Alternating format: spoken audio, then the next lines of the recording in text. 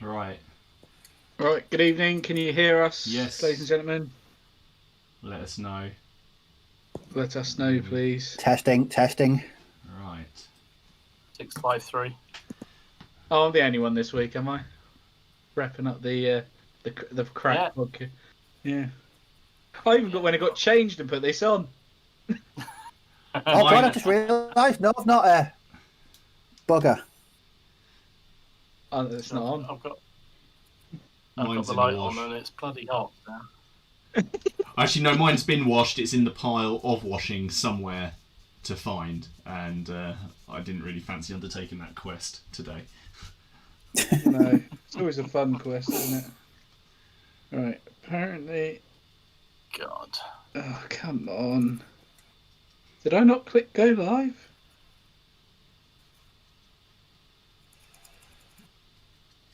Buggered it up. Oh, hang on. Did I? I might not have even clicked it. Consummate professionalism, as always. Well, we're live on my one. We've got Leslie, Imaginary Conflict. Oh, I'm just getting spit. Oh, there we go. Now I'm live. We've got Richard Bradley Yeah, mine and took a Brush while and to come Quill. through too. Yeah, that took. Evening, gents. Right, Evening, chaps. That took a hell of a long time to fire up. That's Yeah. really weird. Starting again, ladies and gentlemen. Can you hear us? Yes, please let us know. Everyone goes silent. That's it. Yeah, they're saying hello on mine. Leslie wants to know where my headset is. I don't have a headset. Someone said sadly on mine, they can hear us. Yeah. No.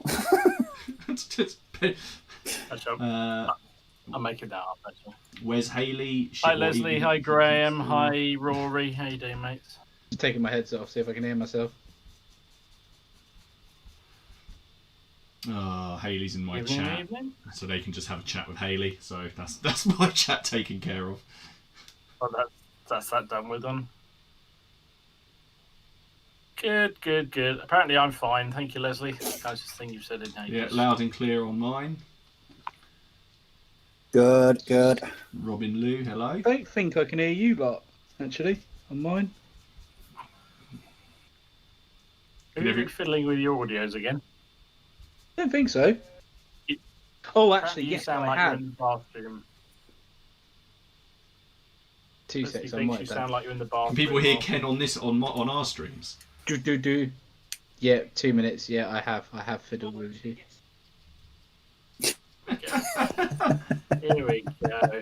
Oops, This sorry. is so professional. How many weeks have we been doing this and we still haven't managed to get one off? Right. properly? No, you should be golden now. All right, if you say so. Oh, bloody hell. Right. All good at this end, Graham says, so I guess that means... Yeah, everybody no, can- we're all good on mine as well. Yeah, we're good. I remember because I had to install another driver on my audio stuff. So that's all good. Everyone can see that. Let's get it really big. Flipping smashing.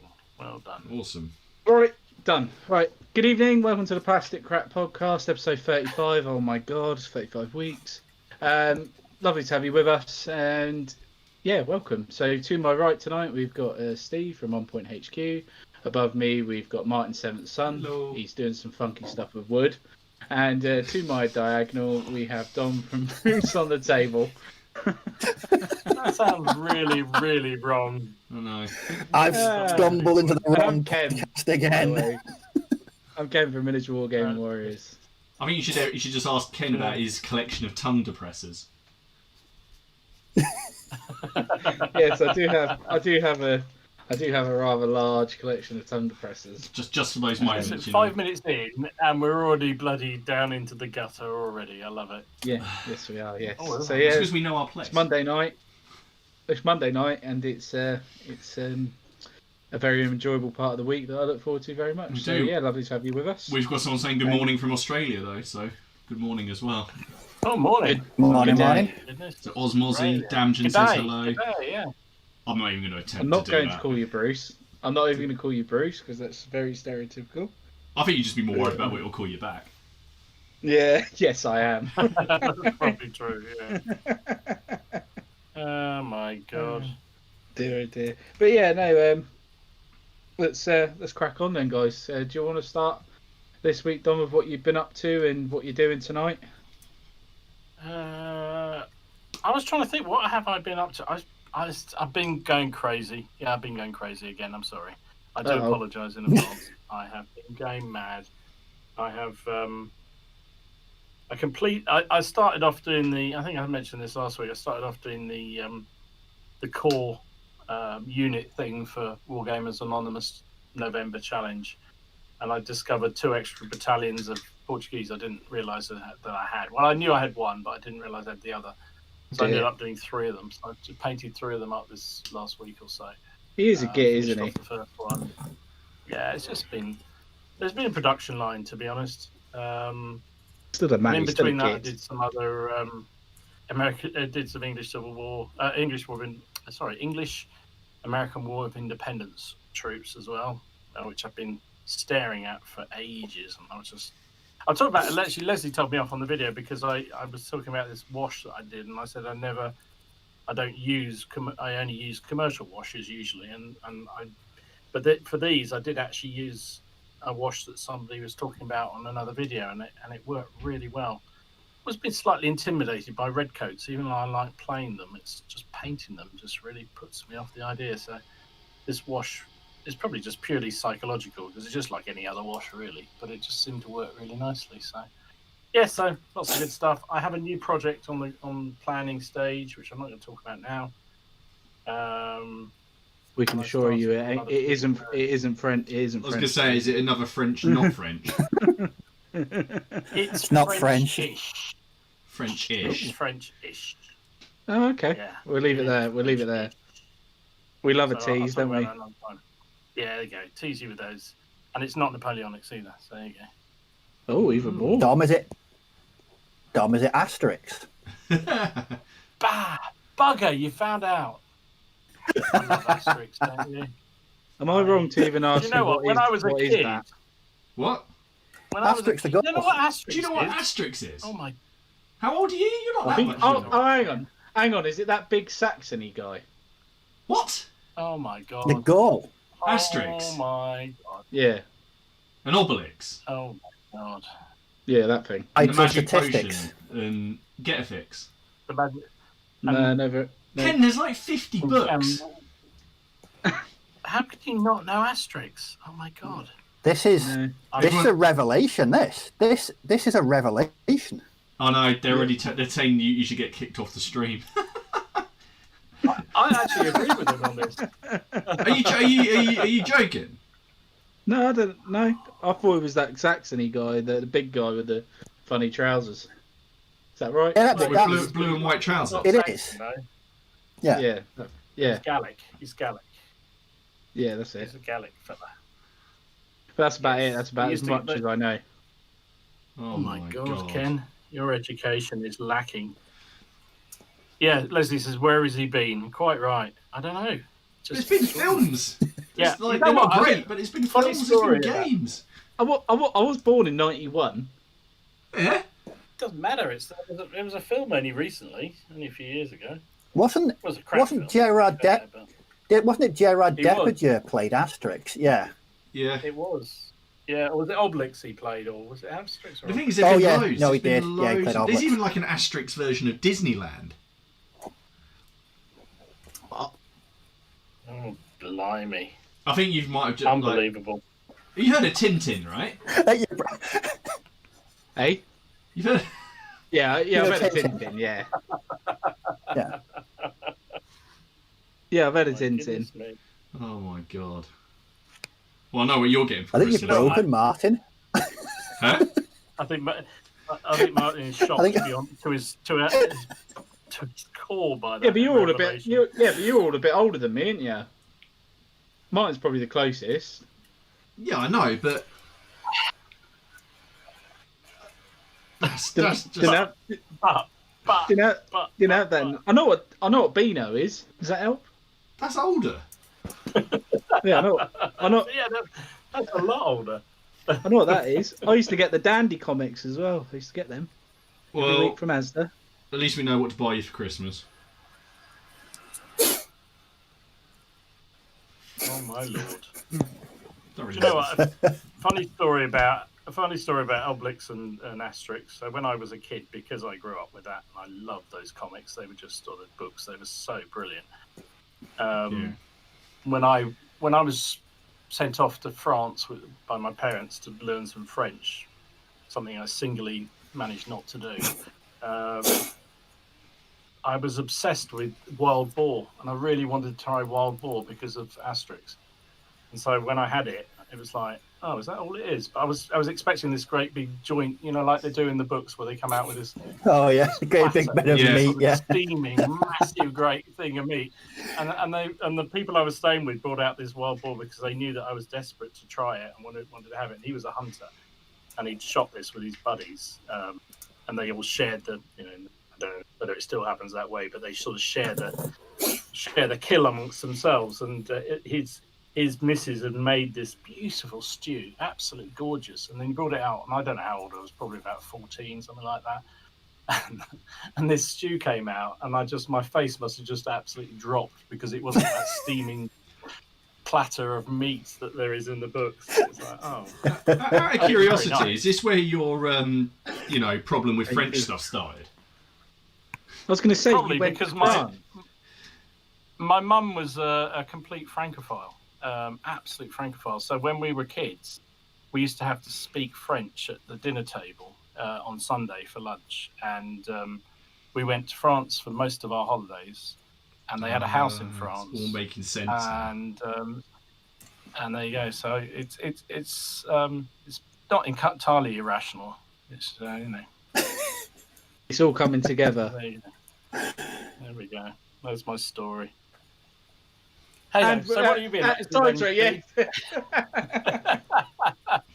Yeah, the sidetrack is. Yeah, there we go.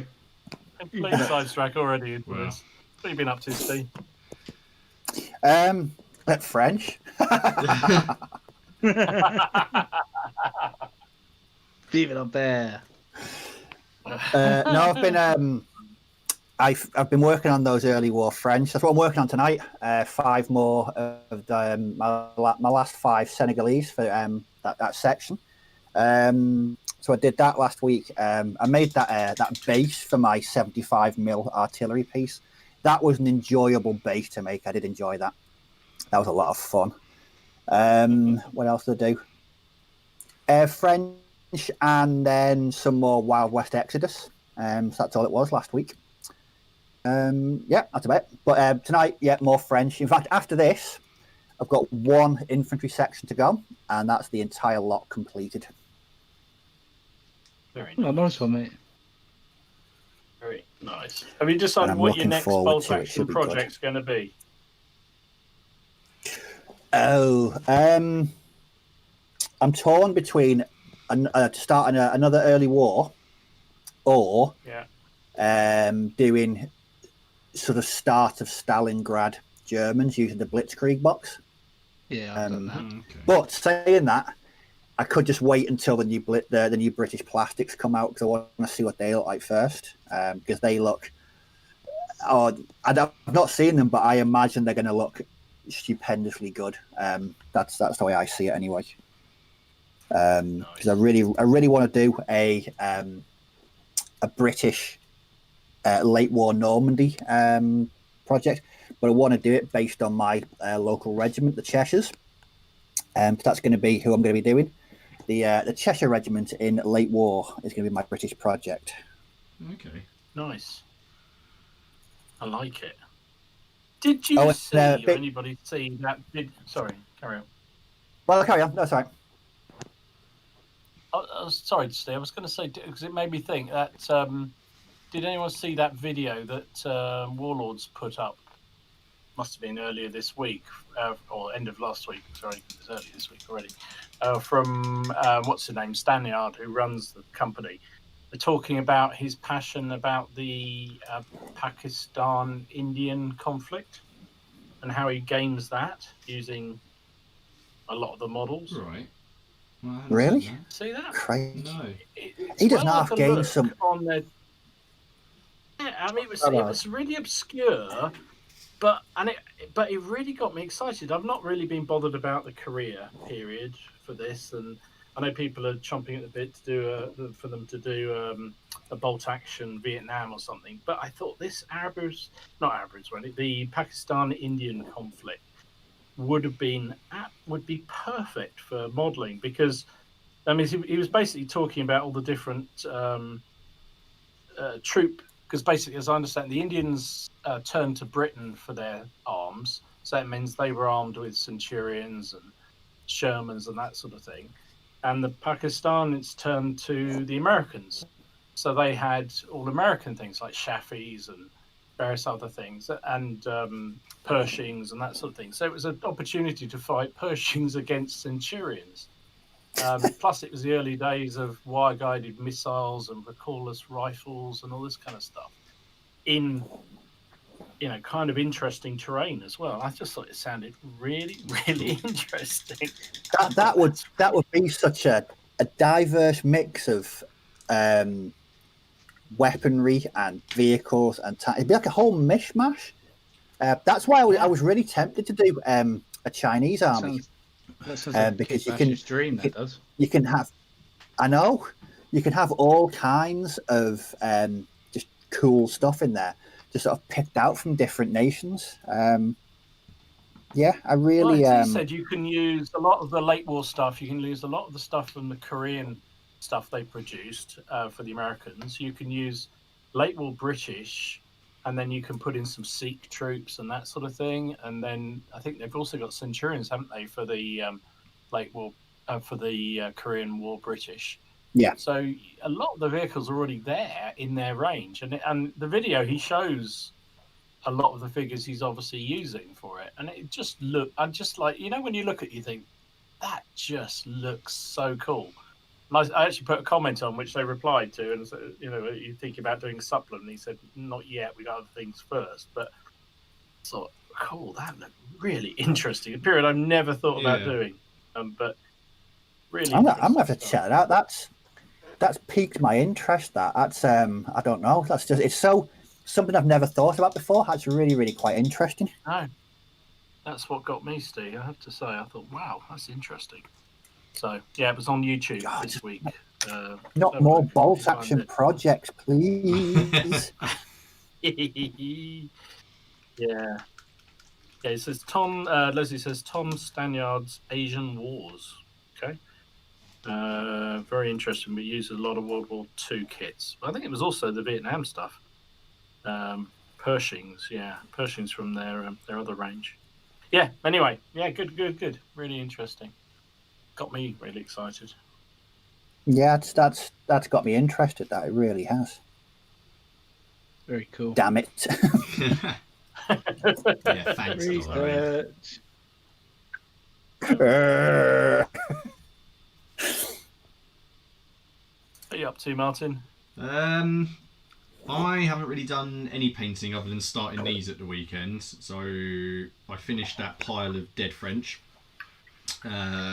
last week on the stream, and then I've been sticking together lots of English Civil War. There we go. Lots of.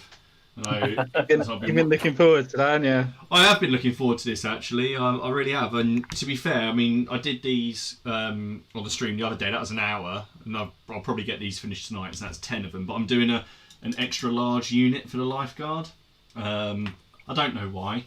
I was having a chat with Miller and with Paul Richardson, and Paul put the idea in my head of doing it as a large regiment. So I thought, yeah, that's what I want to do for my first one, is get every model that's in that box over there and make it one massive regiment. So it'll go on the table as a large unit in pike and shot, just like in a large unit in. Oh no, I tell a lie. I built up some old guard because I've decided to field my old guard as large units as well. Because all I've got to do is add 2 bases to each unit. So instead of creating a third unit, I figured I'd just make them large because. Of course, you'll probably see the other thing that happened, and I've just been sitting here waiting for the comment to come, so might as well get it out of the way. Is I had a game, obviously, with my darling wife. Oh, how did that go, Martin? How did that go? Well, really, really well till turn 5. Oh, hang on, no, it was your best game ever. You routed the 95th. That's very true. That's very true. I did route them in the last game. I was just in charge of them. That's the yes. Yeah, see, there's your problem. Yeah, no, we had a game and it was really good. But I sat there and I was sat and thought about it. I was like, why don't I just increase? I mean, the old guard have got pretty good statistics anyway, but if you make them into a large unit, they're going to go up to sort of a stamina 6, shoot 5, melee 10 unit. So I was that seems a bit of a no-brainer. Instead of just creating a third unit, just tack another couple of bases on and make them a bit more punchy. They seem pretty unstoppable anyway. I mean, they had everything chucked at them in that last game, and they didn't. Well, they just need Hanoverians. They just need the Hanoverians again. I mean, the thing is, obviously, I know we talked about it, but yeah, the cavalry came down and smashed the cannons to pieces. I missed that turn. I rolled. I think we worked out about 12 dice in closing fire across the whole line, infantry, and I missed every single shot of closing fire. Every single one. Cannons, the whole lot. But it was good. It was just nice to have a game again. But the only person that is getting games in. Well, yeah. That's it. But no, other than that, not a great deal. I've not been very well today. If I have to dash off, then that's where I've gone. Because I've not been, I've been a bit unwell today. So that's where I'll be back, hopefully. But no, that's about it. I've got my Carthaginian commanders have turned up though, so I might, after I finish these 10, I might just sort him out. But he's a gripping beast one, and there he is. There's a nice little guy with a spear, just to chuck on the base. But yeah, very nice.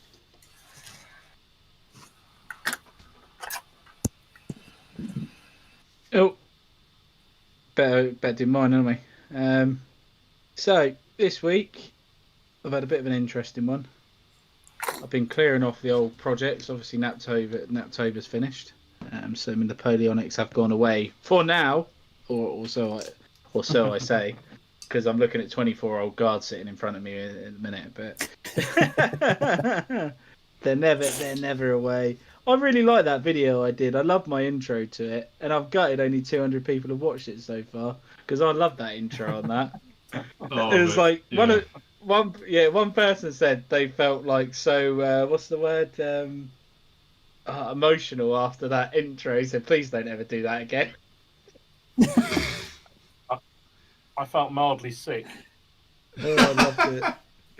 It's just how it started. It's just like awesomeness. I was like, oh, I've got to just to say goodbye. But yeah, no, I've finished that off. Obviously I did my showcase vid, and I'm just on some US airborne at the minute. I'm going to do them a unit at a time. I've started painting these up. But yeah, no, enjoyable. I spent about 3 days putting these buggers together because I wanted to get rid of every mould line. And I did a bit of kit bashing with them as well, which was really nice. Yeah. Steve's happy about that. I just thought it'd start. Sorry, I'm going to because I am going to because Osmozzy, the Australian, said he's off to work, but he just wanted you to know he's not a Bruce, but his brother is. That's fine. So sorry to interrupt, but I felt that was a service announcement that needed to be made.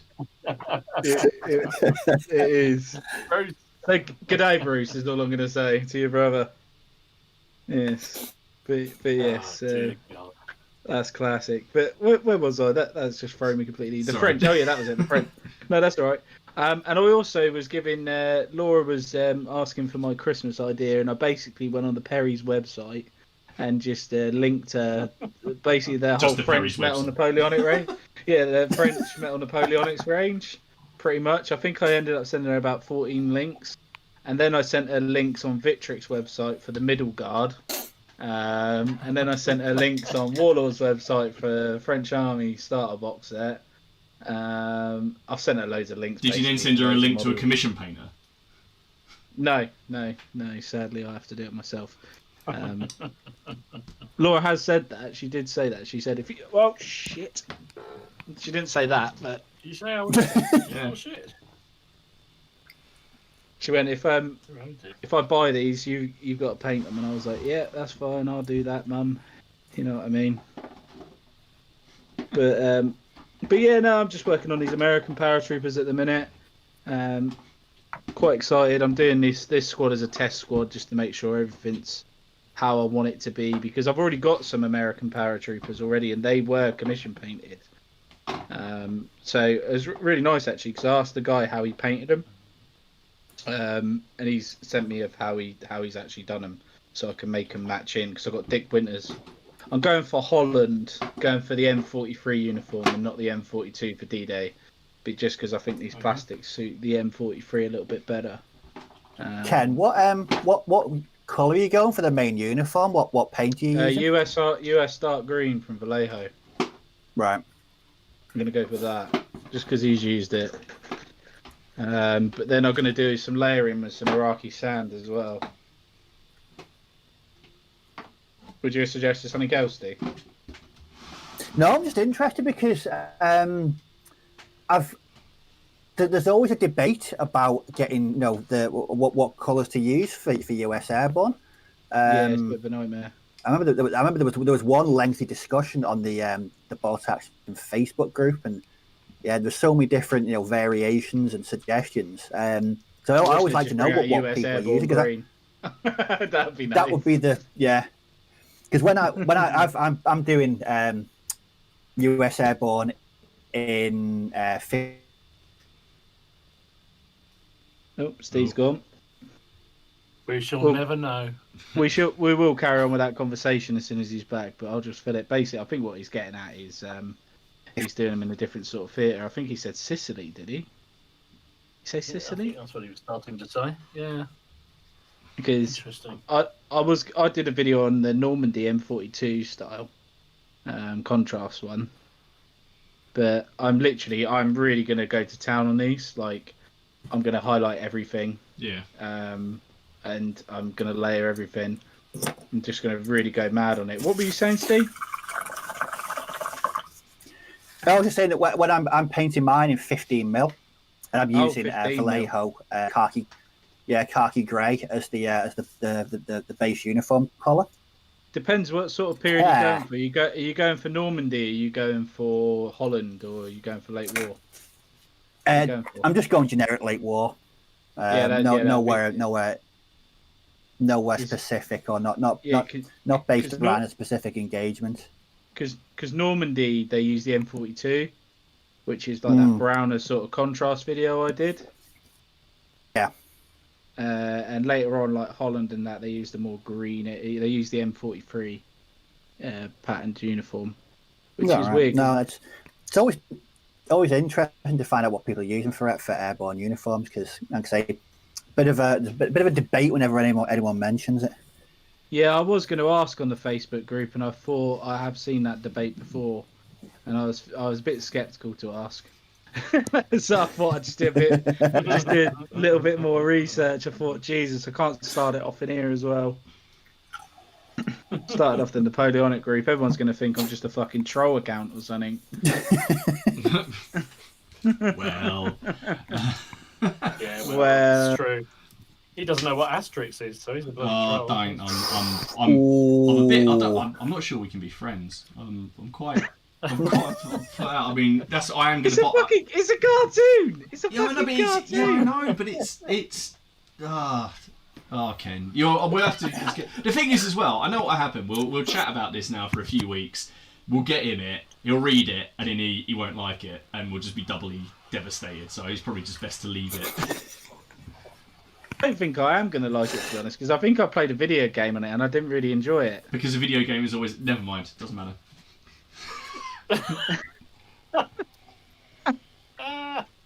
Never mind.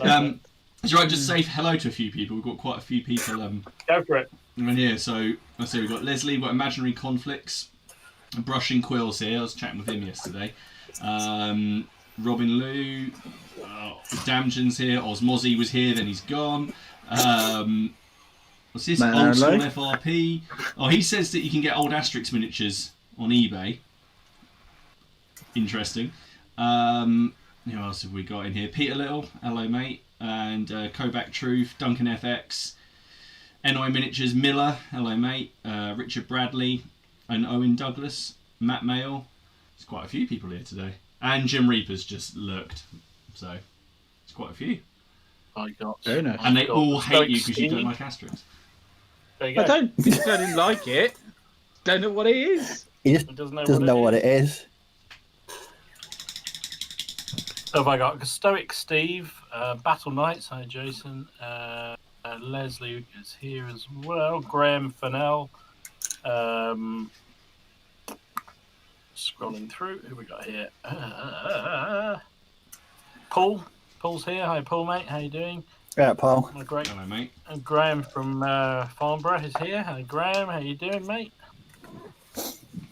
And yeah, Peter's here as well. Yeah, good lead numbers. Welcome all to the madness. Leslie wants to know where Hayley is. Stunning. She's in the living room. I think she's lurking in the chat somewhere. There we go. That's.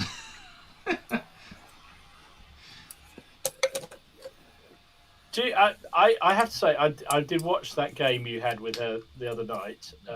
Yeah, I did as well.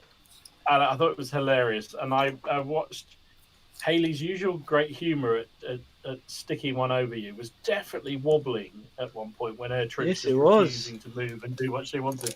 She did look like and I had visions of that's the last game she's going to agree to play with you. But then everything turned around and normal service. She wasn't happy with the fact that she just failed so many order checks right at the start. And they just wouldn't do it. She wouldn't do it, and that's why she just went. She went basically bugger it, charge. And then she pulled off all of those orders, including the Scots Greys coming down the hill. And I think she's probably using cavalry much better than we are, which is very simply you just hold them back and you say charge. Because I always move my cavalry around. I want to get them in position. No, just keep them back because they can move through friendly units. Just say charge. And they cover enough ground. I mean, we play at 2/3 distance, so we move cavalry at 15 inches. So you can go 45 inches on 3 moves and charge. So you can launch that cavalry attack, and then that's it, which I hadn't really thought of. But yeah, she. I did see a bit of salt from her, mate. I did see a bit of salt. It was there. It was there. You should have heard what she was saying. I could taste it. Huh? I could taste it in the air. That was the clean edited version as well. At times. Yeah, I know. She, there was a less clean version, yes. But no, she do. It was a good game. We enjoyed it. But the thing is, I had some comments saying, "Oh, you should have done it so your reinforcements came on automatically." And the thing is, I would have done, but I kept on saying I wanted to bring them in online because I wanted them to come on and shoot. So if they stayed in a column, you get a free order. So they could have just marched on. But I was thought, how unlucky can I be? How can I roll 4 times, fail the order rolls? Because I wanted them to come in. This is you were talking about mine. Yeah, I know. I also the funny thing. And you forgot the first turn, didn't you? Yep. I forgot the first turn to bring them in. Yeah. You did that with me as well. You did that with me as well. I know. You forgot. It's because I get excited and I get into it. And I just get excited about it, but. I'm not. It had gone so far. I was like, no, I'm not going to bring him in. That was my fault. That was my my error. So we'll play it out and see what occurs. Boney wouldn't have fucked up like that. Huh? Boney wouldn't have fucked up like that. I know. That's why I'm not in the military. It was a good game. Hang on. What about the Battle of Waterloo with Grouchy going bouncing backwards and forwards between battlefields? Never actually getting to one, so it did happen. Yeah. He was unwell that day. Yeah. Dear. Yeah, actually, Battle Knight says exactly what I thought about that battle. He said he's going to say he was pretty disappointed with the Greys on the old guard, considering they hit themselves in the flank, and the Greys got wiped out. But they didn't, did they? Because they count as occupying a building when they're in a built-up area. Yeah. So they occupy that whole area. Oh, that whole open area was a building. Yeah, it was a zone. It was a built-up zone. So everything in there just counted as being built up. So they were just shoved in. So everything in there, you could have 2 units occupying an area, but they just counted as like they like when you're in a building, so the whole unit occupies and has all facings. It's just. But then you let cavalry charge into that because cavalry can't normally go into buildings. Well, no, but they can jump over a wall and a barricade, and it looked cool. Oh, it did. I'm not knocking it at all. That's what confused me. But that makes more sense because I was thinking, surely to goodness, the old guard getting hit in the flank by every. I think they would have charge. still won though, to be fair, because the flank only gives them +1 bonus on the combat resolution, and I'd done 3 or 4 casualties to her, and she'd only done 1, so I don't think it would have made a lot of difference. She'd still been testing, and she did. And the thing is, she wasn't testing with any modifiers. She rolled 4 or under, and they just broke. So right. So I don't think even if they'd have done that, I think I would have still potentially. Although I think now, thinking back, I think I might have neglected to add the modifier for heavy cavalry. But we won't go over what might have been because it doesn't matter. She's an earshot. And she still won anyway. I love it. Intriguing. I think I've slowly. Does explain it. Yeah, I think I'm slowly convincing Laura to have a game on my birthday, which is finally working. If lockdown stays as it is, then I think it might happen. Which I'll be fucking shocked of. When's your birthday? So January. Oh, the 8th of January, if you really want to know. Oh, go on. 8th of January. 2 weeks after Christmas, so I always remember it. I was going to say, you remember your own birthday. Good move, mate. Well done. Well done. Yeah. Jesus. 2 weeks after Crimbo. So no, I know I always have to say the same thing every year. I always get stitched up because everyone has got no money. Or you get the famous double present. Oh no! Someone done that to me once, and I said, and I laughed at him, and I said, no.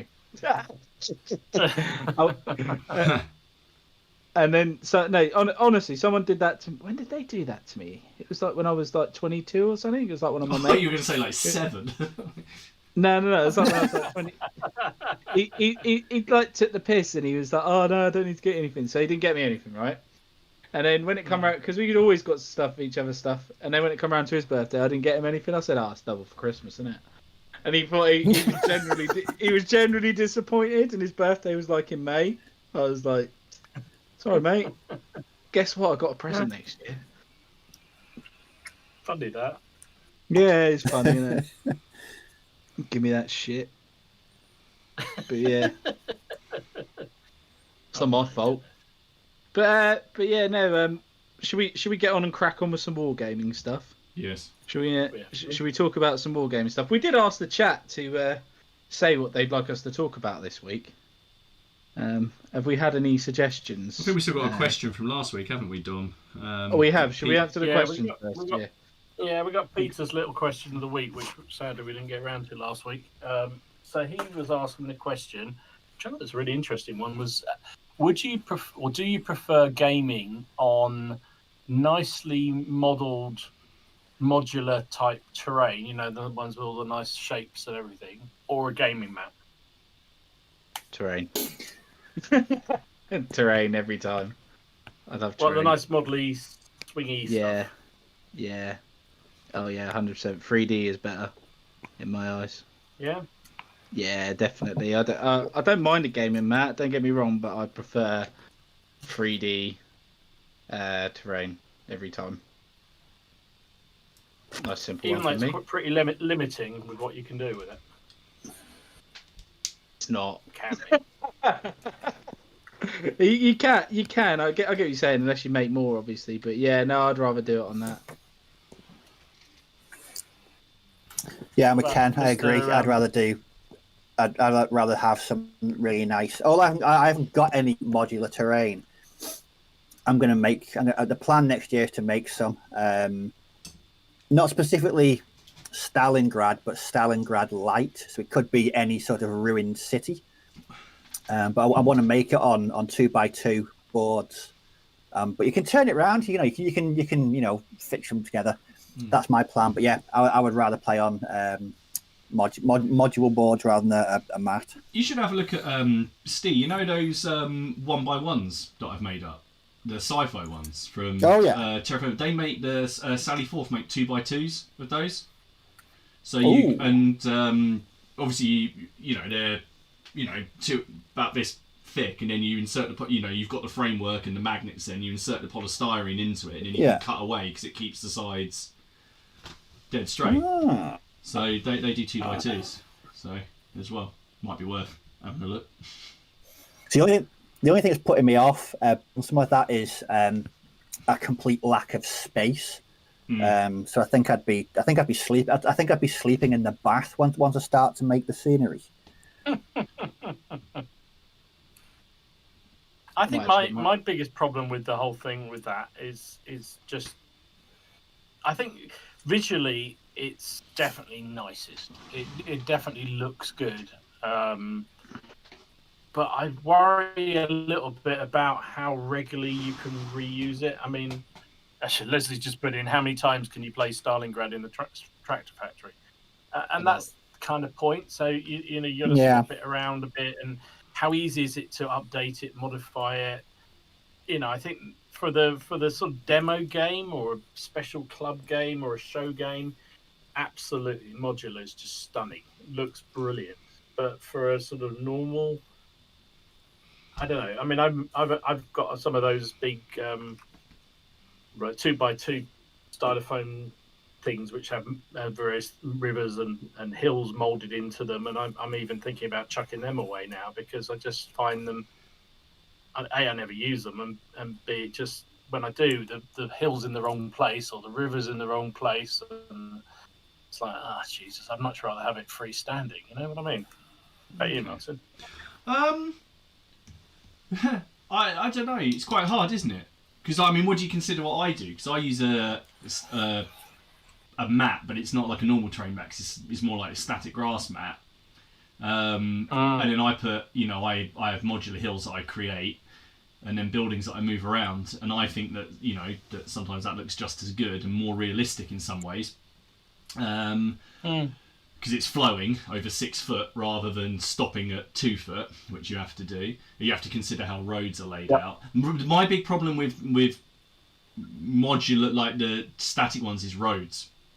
That roads are permanent. That's something that bugs me. But that being said, I've got quite a few ones that I've made. I've got a fantasy medieval grassland with ruins on that will do for any Lord of the Rings, fantasy, anything, any generic fantasy, I can play on that. I used I can't remember it, some type of bean to do cobbles. I stuck down loads of little beans to make cobblestones. It was hell. And then I've just done the sci-fi one, which, to be fair, is only going to get use in sci-fi and fantasy games, I suppose. Like, 'cause I made it a Red Earth game. I like having options. If again, it comes down to a lot of things in wargaming. If we have unlimited money and unlimited space and unlimited time, I would like a bespoke gaming board for every single game I play, and multiple battles. But and I'm quite happy for skirmish games. I'm quite happy. I've got Bushido is only played on a 2x2, so I've made a Japanese themed fantasy board. For that, because it's only played on a 2x2. So the fantasy Wild West, my Dead Man's Hand, I've made a static board for that because it's only small. But big games, anything that you need like on a 4x6 or more, I'd probably just go with a mat or a high, and just try and make it look as cool as I can. That'd be... Yeah. I agree with you. I mean, that's the sort of thing I think is if it's something small scale, like you say, some of those Western scenes and what have you, that works really well.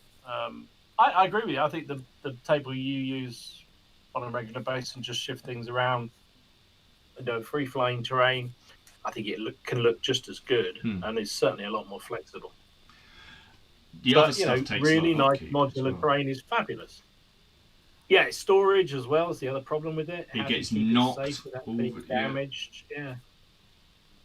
If you've got a permanent room or several rooms, you can set it up or store it in, then fabulous. But most people don't have. But you need to finish it as well. Like I've stalled on my Stalingrad stuff, haven't I? My board build. Jesus Christ.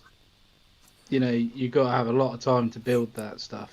Yeah, you have to persevere, don't you? Because you do hit, like with any project, you can hit a bit of a wall, and this is it. And I remember when I built all my I built all of our jungle scenery in about 5 days, and it almost killed me. It was gluing cheap ass palm trees to CDs and then covering them in mixed herbs. My work area smelt like an Italian restaurant. It was lovely.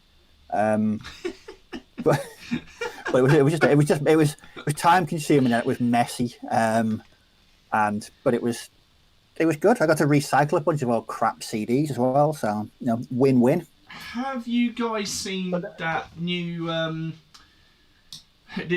don't know if this is why people have asked this, but there's a new Kickstarter, isn't there? And it's fold-out terrain, like a pop-up book. Yeah, cool. So you go like that, and the building in the middle of it just pops up.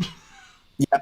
I don't like it. I don't like it. Oh, wow. Yeah, but for people who haven't got space or who don't have the room, then it completely serves a purpose, Perfect. doesn't it? So is it part of the board? Or it's not like the buildings I was showing from Mad Bob? No. It's literally, like a board game. You open the board and a building pops up in the middle. Oh, wow. It's called Up Zone or something like that. It's like a pop-up book. Yeah, I'm along for the day when you get a 6 foot wide book and you open it and there's a scale replica of Stalingrad inside it. They did. He's doing quite a few they did different,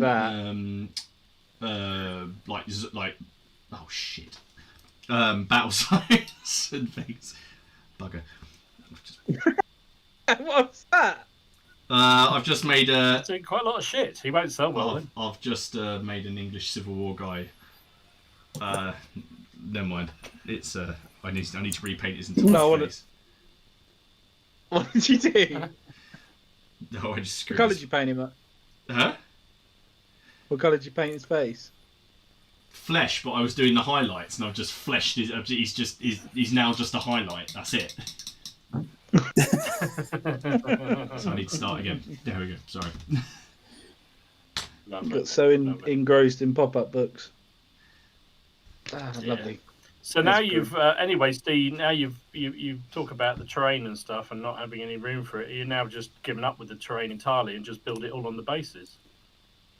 Yeah. Well, he's got bored on the base. Yeah. I mean, you've got we're not going to use.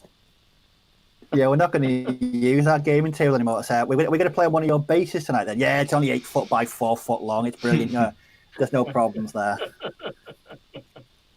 Unbelievable. I think great terrain makes such a difference to the game, and I think when it looks good. But I do believe you can make terrain look really good without necessarily going the whole hog with the modular thing. Yeah. So, although that is fantastic, it's just not practical for most of us. I don't think, unless you got a huge amount of space and opportunity.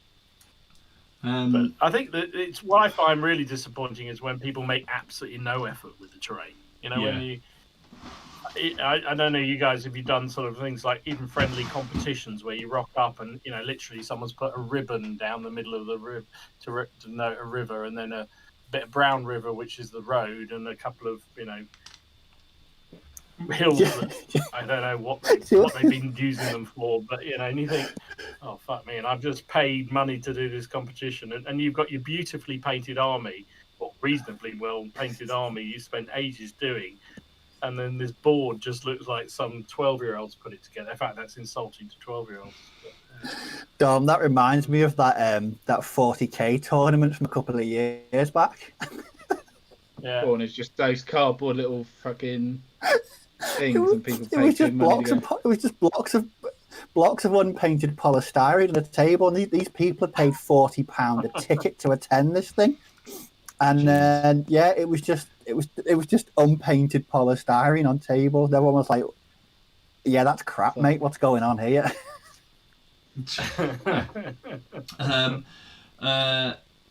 That's weird. So, Kovac Truth says, I don't want to sound too weird, but I'm taking you in the shower with me because I finished painting the base colours of my Hanoverians and I'm done for tonight. Oh dear. That's the first time I that's feel come through. slightly. I'm privileged to intrigued be in or the shower mucky. with you. I am privileged to be in that shower with you. There you go. You got. I feel like you've let. I feel like you've let us into a part of your life that you shouldn't have done, and we feel privileged. No, I hope you're Oh laughing. my goodness. Oh jeez. Brush and Quill's got quite a good question. If we're all right to move on, I think it's quite good. Yeah. So, what do we consider to be the 5 essential builds for wargaming to do before you die? Maybe we could do that one collectively instead of each. Like, what 5 things would you want to work like? I guess should projects As in period, do you think? or specific armies, I guess. Oh shit.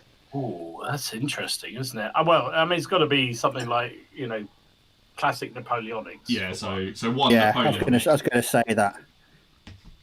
I mean, Waterloo period or Peninsular War. I would have thought one of those two is an absolute tick box. As long as it's got a shako, it's fine. Yeah, I think so. I mean, even though the fairly interesting bit is the earlier period, but that's just doesn't look so good, I don't think. But just my own feeling. Greek That's been my first suggestion. Greek mythology, like Greek. What's the word I'm looking for?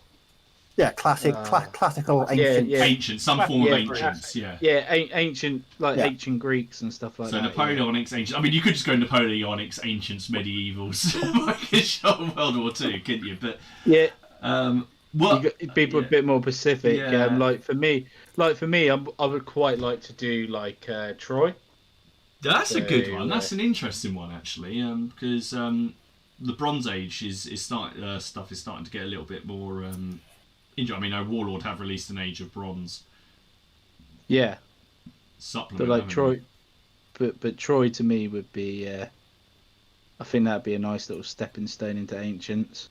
That'd be very cool. Actually. Yeah, that'd be interesting, wouldn't it? You'd need a board for that. Yeah. You would need a set board for that because you need Troy. Yeah. That's true. But here's a question for you though. Out. Are you going to do Troy as in realistic Troy? Or are you going to do Troy like it is in the Iliad, which is with the gods taking part and the sea monsters and in the Odyssey and that taking part? What would you do? Would you introduce that fantasy element into it?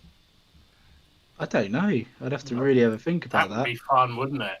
I was only thinking about doing Brad Pitt, but I think I think that would be Do you know really what? entertaining. That's the only film I've ever been in a cinema where I've heard a crowd cheer and clap when a character has been battered, and it wasn't Brad Pitt. It was when Orlando Bloom got absolutely battered, and the cinema was going, "Yes, well done."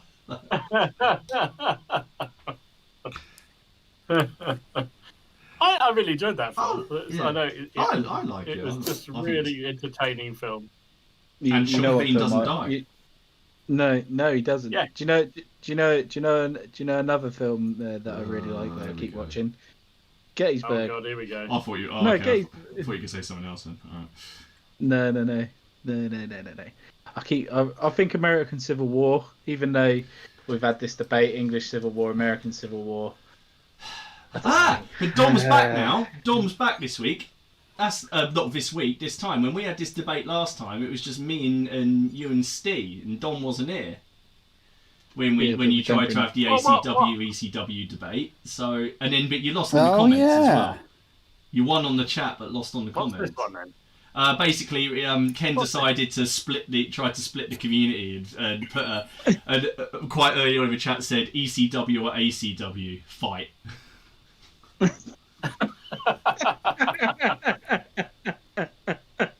Ken's attempt at getting audience participation and causing them all to have a fight in the aisles. Lovely. Good job. It worked though. But it's obviously ACW. Obviously it's ECW. Oh no. Yeah.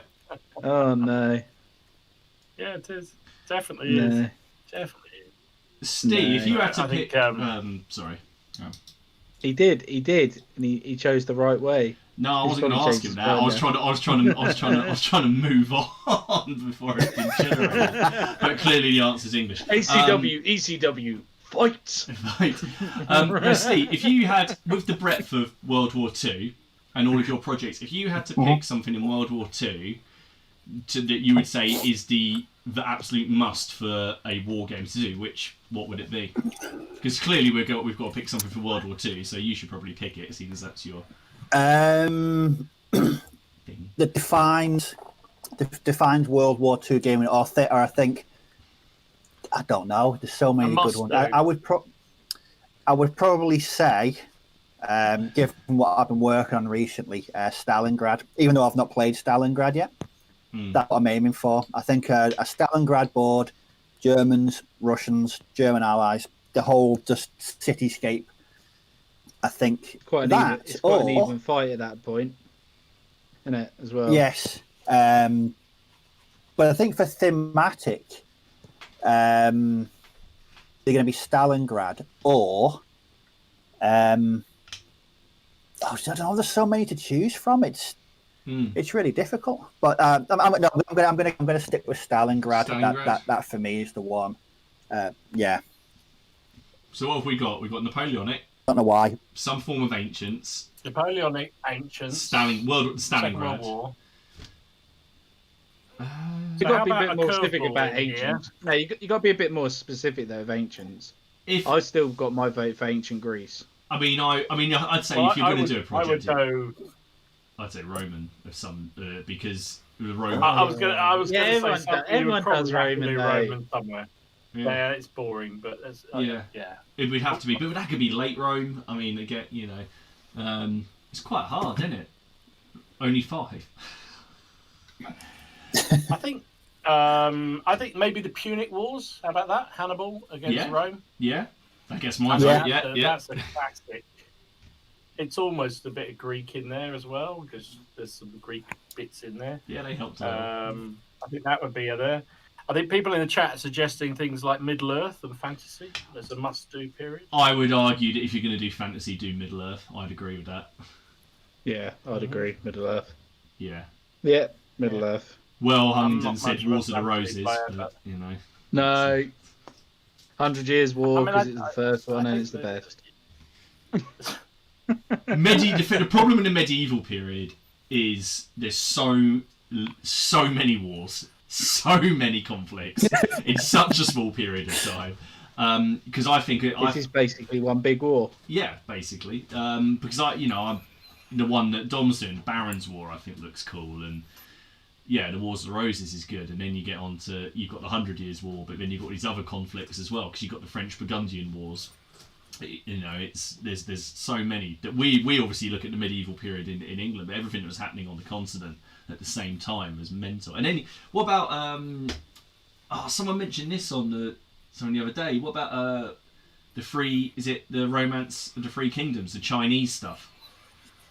Oh yeah, Oh, that's classic. Yeah. And then of course, I've never you got Shogun. It's you got like all the Shogun stuff, all the Japanese stuff as well, aren't you? Yeah. We're scratching that itch though, aren't we, Don? We are, mate. We're definitely heading there. So how many days left on that Kickstarter? It finishes tomorrow. Dive in on it. It finishes tomorrow. So he's well over his goal. I think he's made 5-6 times what he wanted to make. So he's completed all his stretch goals. And the final stretch goal, which I think has been hit now, is basically the community's going to vote on what he does next. So that's quite interesting. But it's been fully funded and ships in February. So, but I'm really looking forward. Yeah, all the masters I think are done. So it's literally he's just moulding out whatever he needs, and then the range goes on general release. But I was actually, because I was picking what I wanted, and I was actually just the sheer amount of terrain that you get as well is awesome. You can make a whole town. But... That's one of the things that got me. I thought that makes it a lot easier. So for those who don't know, this is a Kickstarter for Samurai. Is basically $6 million. I got him. 6 mil. 6mm. Does look really good, I have to say. I mean, I've never really done 6mm before, and I'm kind of intrigued just because I haven't done 6mm and I haven't really done samurai period, so I'm kind of looking forward to it. Well, the only Big up samurai the I've ever scenes, done yeah. really is fantasy stuff. I painted up some stuff for that Test of Honor game, but they were really, I thought, fairly basic miniatures, and there wasn't really a lot to do with them. So I'm quite excited about painting up like cavalry and all that kind of stuff. I think that would be really cool. I agree. I was going to jump on it with you guys. I really was, but I was just like, I've got so much to do at the minute. I've got 6mm on the go, and I was just like, oh, do you know what I mean? I really wanted to. Nah, it's cool. Well, no, when you get it, Dom, I'll have to time it so we're trying to paint through it at the same time. And then any problems you come across, I'll know, and then vice versa. Yeah, we should do a little joint project on the go on that one for sure. Like a Taylor Because you've gone for the thing. Yeah, I did like the look of I do quite like the look of the warrior monks army that he's done though, which is a small elite force, and I quite like the idea of that. But then I think I've fallen into that trap quite a lot in games where I buy a small elite force as my starting army and just get trounced because you want to add that on later. But so yeah, I've just gone for the basic samurai army. It's got some. The thing about it is, it's cheap enough that you can probably if it's a good game and fun, you can just add in another kind of core army or bit of an army quite easily for not an awful lot of money in a year's time or something, or 6 months' time or whatever. If you play it enough, of course. Yeah. No, I'm looking forward to it. It's something cool to look forward to in the new year. Definitely. Here's a quick question. Just going back to the 5 things as a game you'd like to work on. Oh yeah. I'm not much of a sci-fi player. So, if you had to play a sci-fi war game, would you prefer it to be completely out there, completely classic sci-fi, just the most lunatic stuff you can think of, or would you prefer it sort of near future, so not as way out? I personally like mechs and things like that, so I like more of a near future-y kind of. Mm-hmm. You could see how our society, how these things could actually exist. I quite like that kind of feel to things, but that's most my personal thing. That's my preference. It's sort of a blend of modern military with elements of sci-fi. That would be my perfect sort of sci-fi game. Conflict 47. Or just play Ariadne in Infinity. There you go. That faction is made for you. See, Infinity's one that's intrigued me, but I've never played it. I've never had any time I try and get people interested, they go, ooh, no, I just don't want to play it. Right, I have it. I have 2 armies, and as soon as you're allowed to come down, along with black powder and everything else, we can play that. Should we all just I was going to say when this shit happens, so we just book a week off work. I was actually just thinking about it. We just hire somewhere and book a week off. Yeah, just book a week off. I can try to explain that. What did you do with your week off then, Steve? Long story, but you don't want to know. No.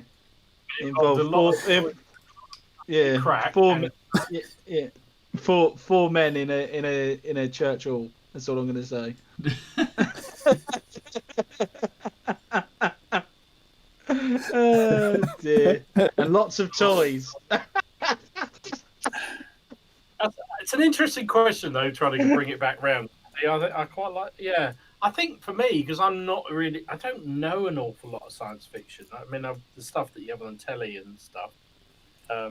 Obviously, I've watched and I loved all that sort of stuff. But I wouldn't class myself as a sci-fi nerd in any way at all. So I kind of agree. I like the fact that when I have played sci-fi type games, I want it to feel like there's something I can hold on to in terms of familiarity in some way. So being somewhere that sort of links even slightly to sort of modern world or the historical world, I kind of like. If it's really just completely out there, I've got no idea what's going on, and I kind of lose the track of everything. So I'm with you. I like that sort of, I don't know. The evil empire is, obviously the evil Nazis, but just in a different form, green and with lasers, that kind of stuff. I think that to me it makes sense. Yeah. Yeah, the First Order. Yeah, I know what you're saying. I'm either or, to be honest. I really like the story in 40k, and that's completely out there. Just don't like the prices and the company, but we won't start that again.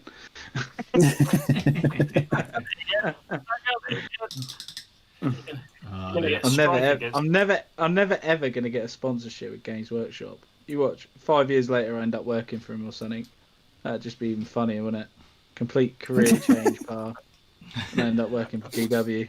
And then I'll be like, yeah, they're so good. So in here, some people have said, Miller says definitely ECW, just to throw that in. Anyway, Pegasus Bridge for World War II. Red Cliffs, that's Chinese, ancient Chinese, isn't it? That's the Three Kingdoms stuff, I think. 100 Years' War or War of the Roses. Mongol. What about the Mongols? Mongol hordes in China. That's quite cool. That's a lot of cavalry.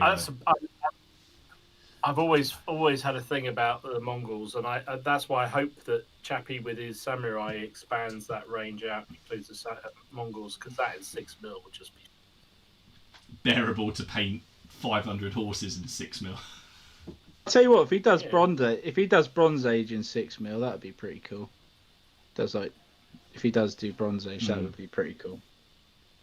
Just big armies like that, like you'd imagine, just massive scales are just good in 6 mil, aren't they? What else is Brush and Quill? Brush and Quill said quite a bit. Infinity has really bad rules, apparently. I disagree with that, because I've had some cracking games of Infinity.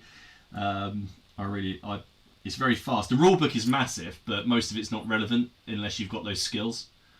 And then he said, can he join us if we go somewhere for a week? Well, I did say this, didn't I? If we do come out of all this, we should almost set up a little mini convention for all the whole sort of plastic crack community, or just come down somewhere for a weekend. Yeah, in the middle. Plastic Crack Live. Yeah, exactly. On tour. Yeah, exactly. That was you get like a tour T-shirt made with the cities on the back of it as you go. You could do like do you know like they used to do your own LAN parties for computers. Bring your PC along and stuff like that, or just bring your terrain along, bring your armies along. We get everyone together in it. That'd be quite a cool little thing, wouldn't it? Just come and set up. Yeah, I'll just bring those Napoleonics along. Yeah, that'll. How many could we actually muster between us? We could probably do quite a few. We can turn up at the Perry. Just say we've come gaming, boys. There's only 50. Yeah, we've come gaming. We're doing it on a Monday night. Don't mind the camera. Yeah, we're live. Just say 3, 2, 1, and we're live. Welcome to the Alan and Michael. Just knock on the door one day and say, "Oh yeah." Do you know what? They're so nice. They probably just say, "Come in." Yeah.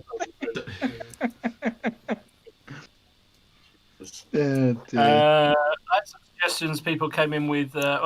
Paul, I love this. He's gone for his 5. He's gone 7-year war, 9-year war, French War of Religion, Marian and the Boer War. Actually, that's more than 5, mate. What's going on? 1, 2, 3, 4. No, it's 5. Sorry, it is 5. There's some fairly specialist periods here. In fact, I don't even 9-year war. Which one's that one? What is that one? Was that one? 9-year war? 9-year war is a war in Ireland, isn't it? Oh my god! You know, we've forgotten about the Crusades. The 9-year war. I think the 9-year war is that time when I forgot my ex-girlfriend's birthday. That felt like a 9-year war. Been there. You're right there. Yeah, we've forgotten all the Crusades with like Saladin and all that sort of stuff. Crusades would be really good too. Which Crusade? There were about 9. Which one was the Children's Crusade? Because I mean, obviously that ended really badly, but like, which one was that? That wouldn't be much fun gaming, would it? A whole load of kids walking down and getting slaughtered. No, I'm not sure. I don't even think they got slaughtered. Didn't they all just get Didn't they all just get like captured and sold into slavery or die of disease and stuff? They didn't even make it. Didn't they go like get as far as northern Italy and that was about it? Something like that. Yeah. Uh-huh. Well, we've got a venue. Paul says he lives in Rugby, just about the centre of the country. Come to me and I'll sort out a village hall. There you go. Who was that? Venue is sorted. Sweet. Paul. Ah, awesome. There we go. Painting shed, Paul. Oh, good. I can bring my ECW to him, and he can help me out. I know he likes his ECW. Hey, can you be able to see all my based vehicles? Oh, perfect. We'd love that. Could have your own little exhibition, Steve, couldn't you? And accidentally. The War of the League of Augsburg was also known as the War of the Grand Alliance. There you go. So that must be the 9-year war. Didn't know that. Did not know that. I've been found out my historical knowledge. Oh, this, anyway. Steve, sorry. Carry on. I know Kobach Truth just said sci-fi wise he wouldn't manage dabbling in Judge Dredd. That's quite a... I am the law. Yeah, I know what that is. As a bit of a Judge Dredd Strontium Dog fan, that would definitely be my my area. I mean, 'cause it is a bit. I've got the board game out off the table. So I've got the Strontium Dog game from Warlord Games. What I like about Strontium Dog and Judge Dredd is that yes, it is out there, but it takes so much from sort of popular culture from the early 80s, late 70s, early 80s. So there's lots of unique references in there, so it isn't just completely mad. It's quite clever the way it's done. So no, yeah, that's a good shout. That I agree with that. Oh, RoboCop as well, man. I'd love to play RoboCop. That'd be cool. That was like a fucking miniatures game. RoboCop. Do you know what? I found out Haley's never seen that a couple of weeks ago. I was disgusted. Absolutely disgusted. Wow. And then because I then forced her to watch it. Well, I also found a orchestral version of the soundtrack being played in some kind of town hall. It's like the best soundtrack ever. Oh, it's that is bizarre. It's the same guy that did. It's the same guy who did the soundtrack to Conan the Barbarian. So the whole Anvil of Crawl music. So Basil, I got somebody. I can't remember his second name. What are you going to say, Basil Brush? So you know who Basil Brush is? That's probably older than Asterix and all. Yeah, you see, we still don't know Asterix. Well, What the hell? Yeah, I know Basil Brush. He's a legend, man. I used to love Basil Brush. Any moderns make the list? Any modern war games? I haven't really played any modern. Vietnam. I'd like to try. I do want to try Vietnam. I do want to try. So would Vietnam get in there? For a lot of people, they love it, but it tends to be very. It seems to be very niche, that sort of thing. Modern war, I think. I don't know. I mean, maybe just the circle of parents I've always had. They people who play that period don't seem to do much else, and they don't seem to switch between. You know, you get Napoleonic gamers who often play ancients and they play various other things, but modern gamers seem to stay largely modern, from what I see. Maybe that's just the people I've always gamed with, but In all the years I've been gaming, I've only ever gamed one what you'd call modern warfare, and it was in the early 90s, and it was 15 mil, and it was sort of UN versus generic bad guy types. Command and Conqueror, basically. But it was quite good. Yeah. Yeah. Yeah. It was it was. Well, It was. Oh, no. He's lingering on. He's in his death throes. He's trying. No, he's gone. Oh no. Let's all take a moment to think of Steve. Yeah. Kaiser's just turned up. Modelling for Advantage has just popped Evening, in. Kaiser. And Beckus as well. Hello, mate. No, there's an Beckus Aussie. as well. How are you, Beckus? So There's an Aussie. yeah, they said Team Yankee. There you go. There's the Cold War kind of World War Three. Yeah, absolutely. that's intriguing.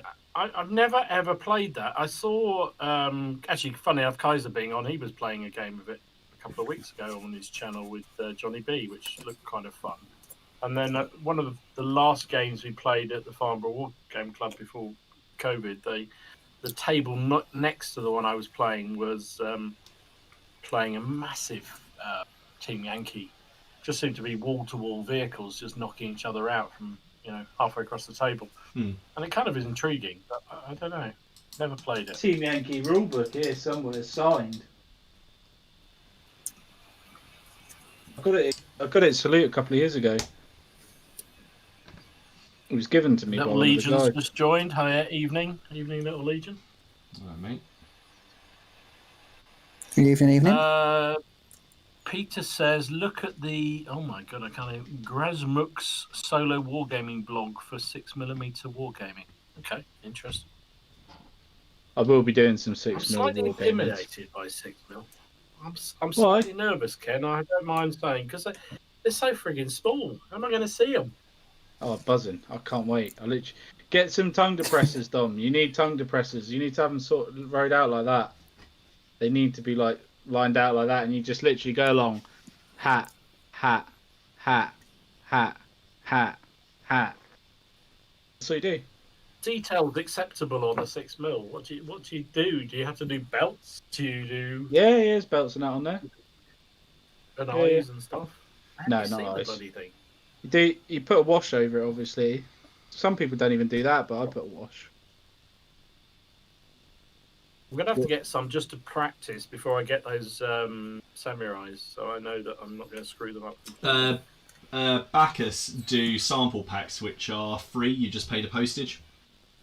Yeah, they haven't got any at the minute though. That's the problem because he keeps opening and closing his cart. You can't order anything. That's the bugger. I might just buy some off eBay, see what happens. Yeah, do that. Yeah, Don't worry, there's always a 6mm commission painter that can help you out. Who? Called Ken. Me. Oh. I'll do 'em. You haven't painted your own stuff. I've painted 6mm. Come on, you get... I did my Space Marines, didn't I? I did good detail on them. I meant your stuff that you got in a minute. When you can't even. I mean, when you're gonna have time, not. We'll Right. just get a really, really long piece of wood and he'll just do mine on top of his and just go... Must be a down the little end. conveyor belt going past. Just like leaves this brush there. You can get there's 28 men per battalion for these American Civil War, yeah, plus a row of skirmishers. So that is the whole battalion there on this stick, okay, and you can get 4 of them done probably about 2 hours at most, completely done and based. I can get a battalion of 24, 28mm done in 2 hours. What do I do? Fuck off. You can do that, mate. If you shut up, Dom. You can't. No, you can't. I tell you what, Ken. I started to do a Cleveberg battalion the other day, and I discovered the majority of them were in greatcoats. And the only thing limiting me was drying time.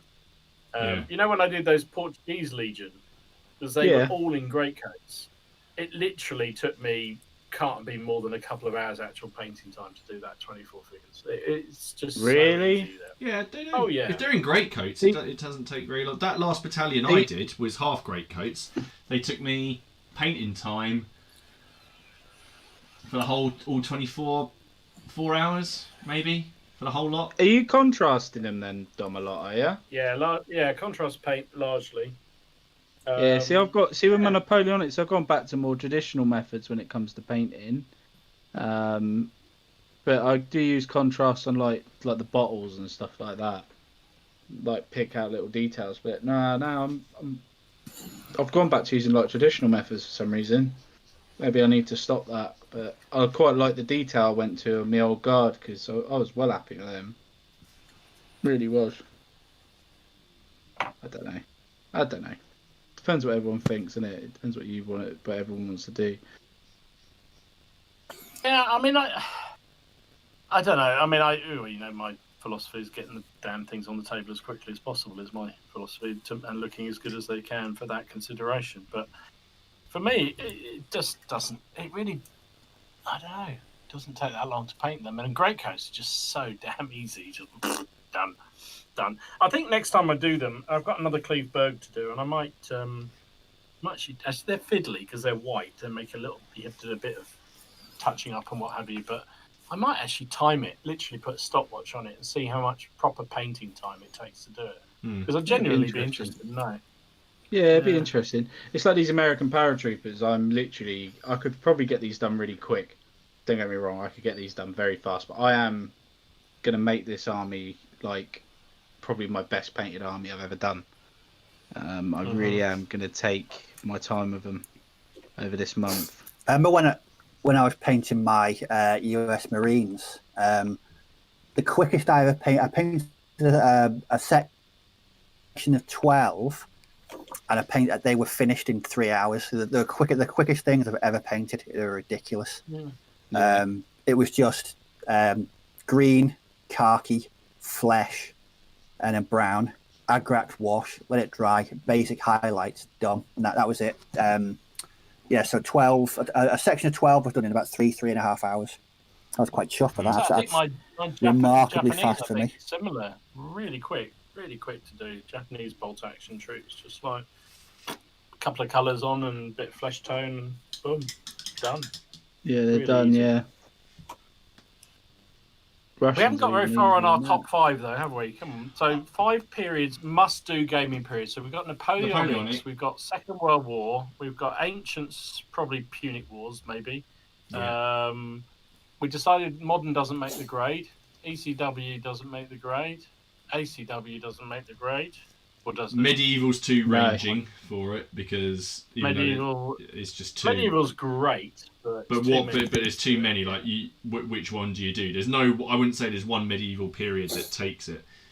No. Apart from the War of Roses. But so would you do other periods of Ancients maybe? No, I was going to say what about Zulus, Rorke's Drift? Colonial. Yeah.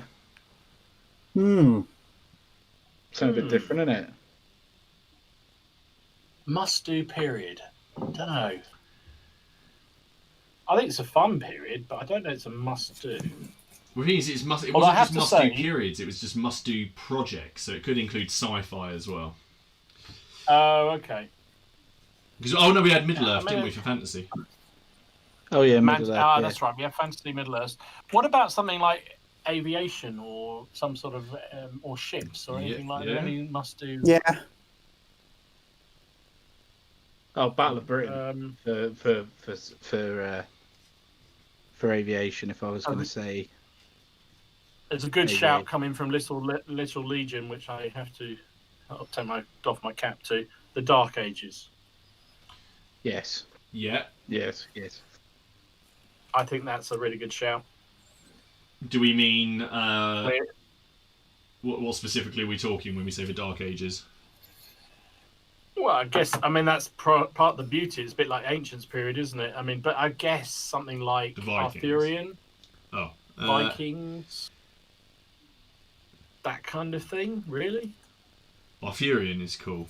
Again, we're being very Anglo-Saxon here as well, aren't we? We're focusing everything very much on UK, but I just think that we are British, aren't we? So, but we are British, so we kind of do that. But yeah. I think something like Arthurian would be. When would the Aztec? When would the Aztecs have been? The Aztecs were 1500s. Yeah, about So 1500s. Yeah. So what sort of when is that based roughly? Well, that's in the Renaissance, isn't it? That's where you have because you have conquistadors and. I wouldn't want to paint that shit. I know Leon has, but is that the Landschnecks or whatever they call it? Similar. Oh, the land not entirely a different No. time. It's 15. The Landschnecks, because there were Landschnecks in.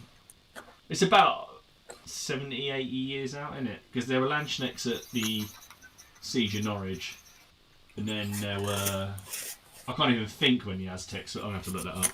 That's gonna annoy me.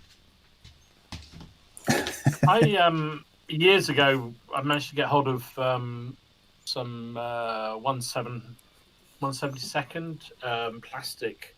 I can't remember who made Italia or something. I can't remember who made them, but anyway, and they did a really nice couple of boxes of conquistadors, and then they did all the Aztecs. And we had a sort of homebrew in Dom's bunker. Back in the day, we used to have a sort of homebrew game that we ran using those rules, and it was great fun, really good fun. I used to enjoy it because you'd literally have about 20 conquistadors against 100 Aztecs, because conquistadors had armor and steel weapons and muskets and cavalry, and it was great fun. I've still got the figures somewhere. I must dig them out. They were really good fun to paint up. Actually, I really enjoyed doing them. 1521 was when the Spanish destroyed Tenochtitlan, which was obviously their capital city. So that is the Landschneck period, because that's Henry VIII.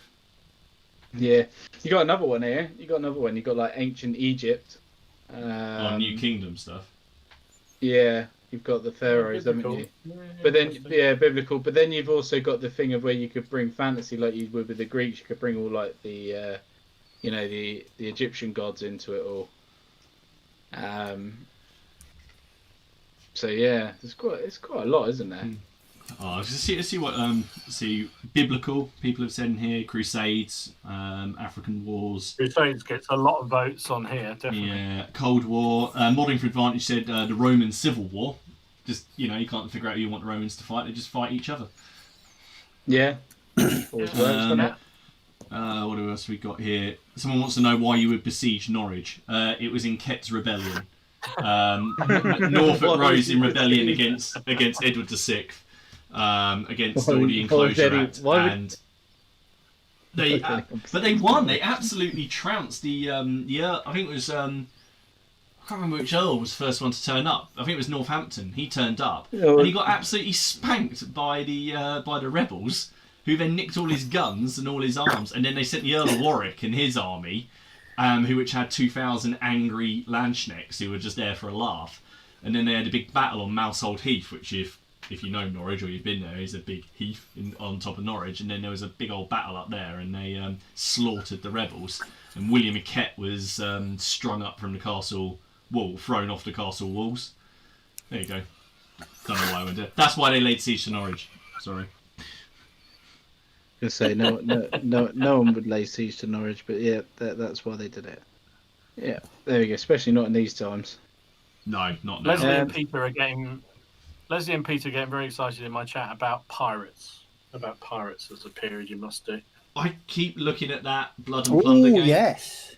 For pirates. Oh, Blood and Plunder, yeah. Army mateys. Yeah, I don't know. What are the Assassin's Creed games done? They've done, because they're normally quite good at picking their periods, aren't they? So they've done Greek, haven't they? So they haven't done any Roman. Did they do Rome? Yeah, I think they did.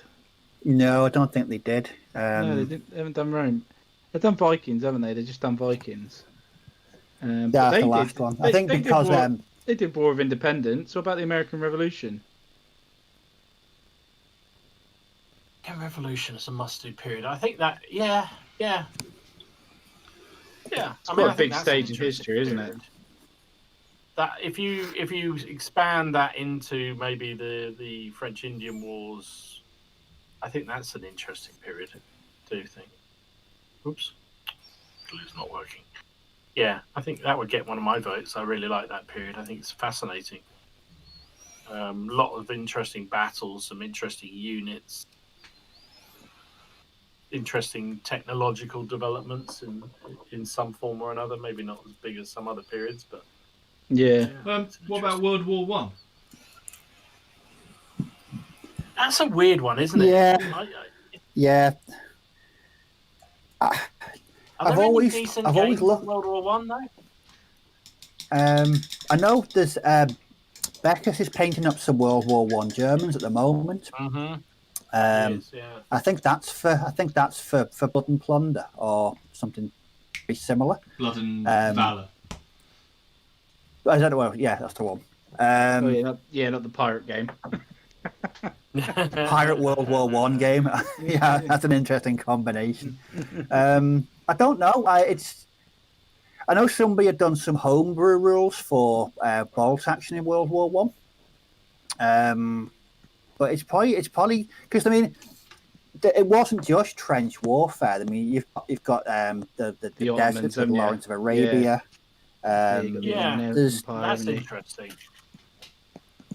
So that there are. I mean, there probably is scope for a good World War One game, but is that going to appeal though? I mean, people. I mean, trench warfare as a war game. I don't know how interesting that would be. Yeah, no, it can be quite. It wouldn't be a tabletop game, would it? It's more of a strategy, sort of massive board game, isn't it? Plastic Soldier Company make a sort of board game version of one. I've always loved though the air war in the First World War. I think that's fascinating. Yeah. Biplanes, yeah. Yeah, well, just I mean, again, sort of the speed of development of considering the war started with the Wright brothers had only just done their thing, and it started with people throwing. Well, they didn't go up at all armed, into the air with any kind of offensive equipment, and then they started to drop sort of darts and bricks and things, and then single bombs, and then by the end of the war, you've got double machine guns firing through the propeller, and dogfights and mass bombing and all that kind of stuff going on. Fascinating, absolutely fascinating. And Lord Flashheart from Blackadder. Yeah, exactly. Yeah, exactly. Oh, that now I know who that is. Yes. That's Didn't a good question. he say woof a lot? Didn't he say woof a lot? Yes. Woof! Yeah. Oh, jeez. I think that's fascinating. I'd loved. Oh God, what was it? The models used to get for First World War planes. Oh, it was sort of card. They're the thing in your Wings of Glory. They're the things in your Wings of Glory. Wings of Glory. That was it. That's a good game. You got some of them in your bunker. You got some. Yeah, I was gonna say they're in your bunker. Yeah, I loved those. I've still got them, and I would love to get them back out and play. The only problem is that was a classic one where me and my mate Nick did that game. He had all the British and French, and I had all the German. So of course now he's up in Malvern, and I'm down here. The British are up there, and the Germans are down here. Can't play any games anymore. That is a slight it was good problem. Yeah, I think there is some really interesting stuff in World War One, but I think it's tough to really. I mean, where does World War One start and stop? Because you could sort of push that into the Russian Civil War. Yeah. 1919. Yeah. Revolution. Yeah. Fascinating, and that's kind of like World War One on steroids. That is, because you've got cavalry, you've got armored trains, aircraft, tanks, guns, armored cars, and massed infantry and machine guns. I mean, that's a fascinating period. It doesn't get anywhere near the sort of exposure it probably should do. I think it's an interesting period. But I guess if you had a First World War, you could do into that. So jumping forward a bit, what about the Spanish Civil War?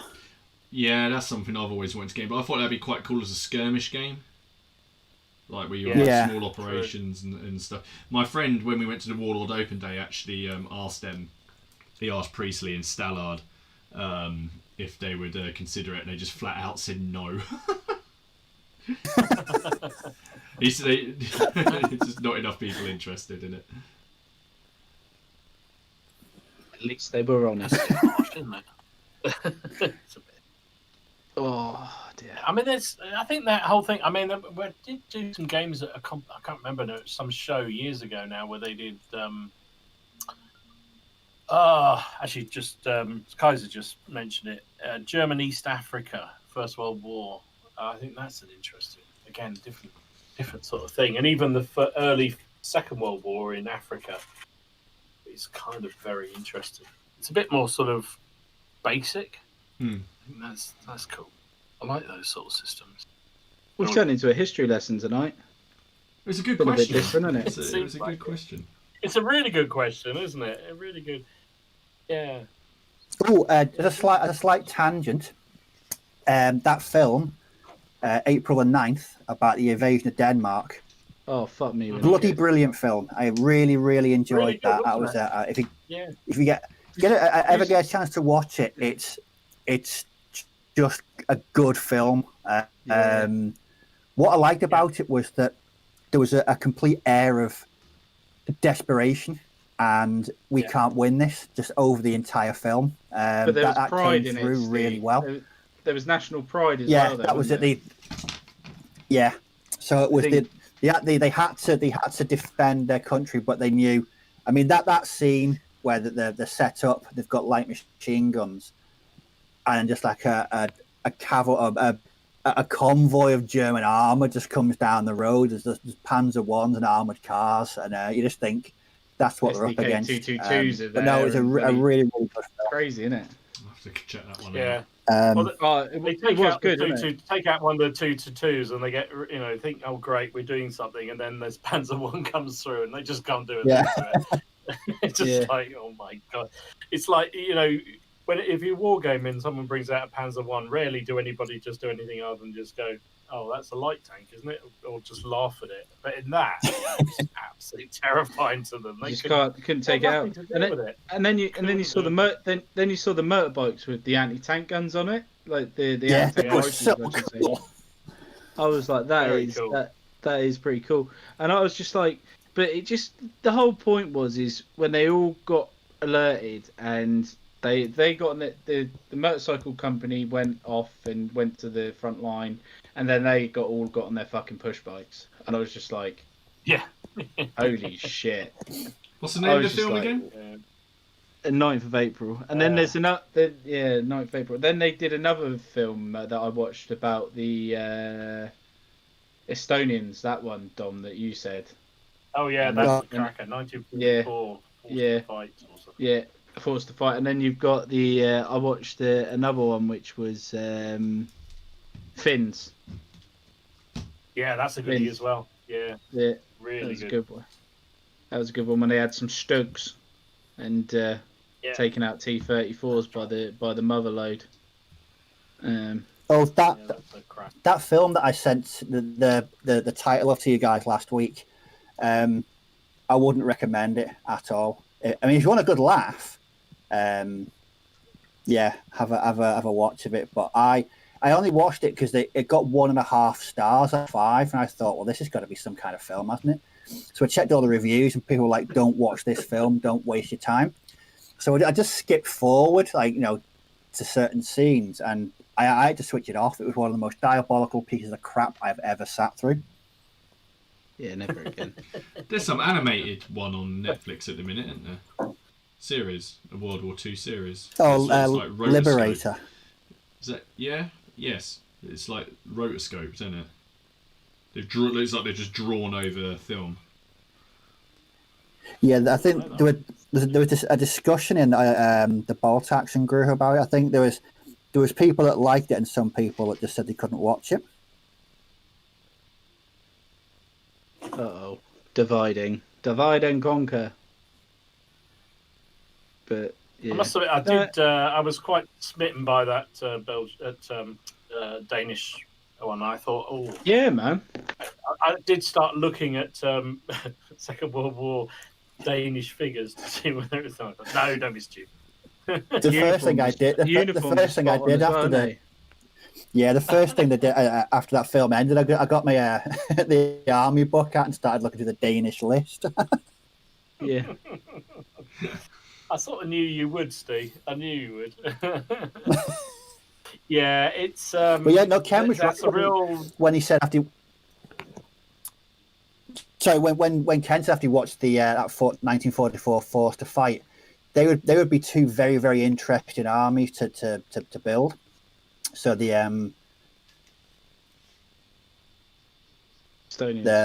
Estonians and the Soviet army, and also Estonian SS. That would be an interesting hobby project. Yeah.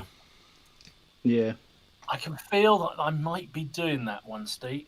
I've got a real hankering after doing that. I've just ordered a couple of the Osprey books to sort of get it right, but I think I might turn my Winter Germans into the SS. That would be good. Which reminds me, if anybody wants any Osprey books at the moment, they have got a Black Friday sale going on at the moment. I think a lot of their books are up to 30%, up to 50% off. So come on, Warlords, get on it. Where's that sprue sale? Not gonna happen, mate. I don't think it's going to happen this year. I really don't.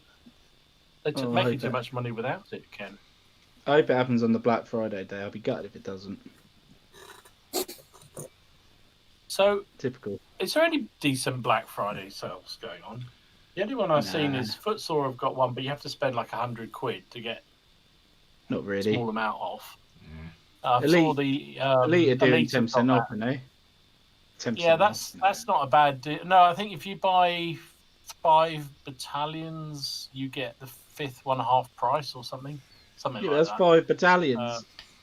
Exactly, it's still a lot of money to pay out. Exactly. That's what I mean. I haven't seen anything. I mean, Warlords have got subs. Well, they call it Black Friday, but it just seems to be anything they want to clear out their warehouse going on. Yeah, particularly brilliant. So I don't know, but no, I haven't seen much at all this year so far. I mean, I know it's still another week. Don't even start. They can't even use COVID as an excuse because they've all done so fucking well. They can't use COVID. we haven't got any money because the Perrys have put that to bed and said no, we've been as busy as we've ever been. Yeah. So no, I think that's... don't say that you are not making any money because we know you are. So don't lie. Just give us a sprue sale. Becca says the book depository Osprey are always 50% off at the book depository, wherever that is. Okay. Ranger Miniatures has said, "Do we have Black Friday in Great Britain?" Yes, we do. I know you're over in the States, aren't you? So yeah, and Cyber Monday. So yeah, it is now. It's here as well. It's been here for years now. Yeah. It's another thing we have to thank you bloody Yankees for. Except for our deals. Except for our deals weren't so good. They're not so good, the deals, though. That's where I get my annual coffee machine from. And then within a year it's broken and I wait till Black Friday to get the replacement. Okay. Wayne Broadheader says that Dyson Decks, they've got 30% off everything. I've never heard of that, so I'll... Dyson Decks. Oh, no, I did see something about them. Yeah, someone... Yeah. Dyson Decks. Did I tell you about them? I think I might have done. You might have done, I can't remember.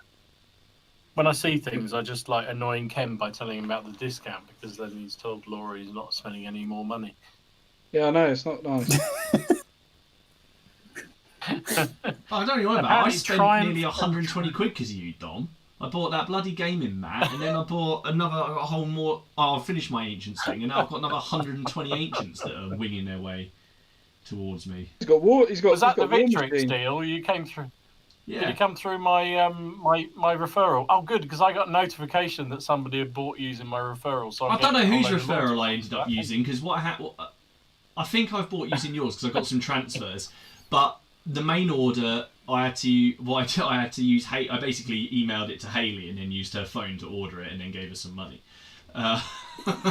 So I could get it, but I'm so confused about those his Dyson Decks. I only got bolt action. Dyson Decks, okay. Miniature games. Yeah, do you know? Oh, that was the shop, wasn't it? That was yeah. One of the YouTubers recommended it. Yeah, I remember. Oh, there's Black Seas, Legion. Oh, okay. Yeah. They've got Rubicon on here. Out stock. Damn it. Yeah, I think that sale's been going for a while. War Liberty. Machine. Oh, Perry's. Oh, look, none of the black powder stuff's on sale. No, it's only bolt action stuff. I think they're selling. Look at that. There's some beautiful Perry's right there. La Haissance sets there. Oh, if you're 30%, that I'm not kidding you right now. If that La Haissance set was 30% off, I'd be on that. I'd go bang, add to cart. That's the bait. You can get that on Warlord at the moment, can't you? Yeah, I think no, Warlord are doing some deal on that. No, they're not. Here you go, Steve. Are they not? This shop has got. I know you like your cricks for War Machine. They've got the black Ooh. ogre and smog belchers. These look like pirate ogres that have got actual cannons for guns. They've knocked them down. Retail price £45. They're selling them for 25. That is cool. good.